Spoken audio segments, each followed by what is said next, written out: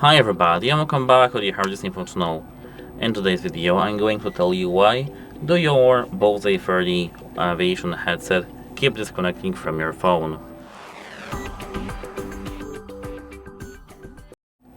Maybe they have almost discharged batteries.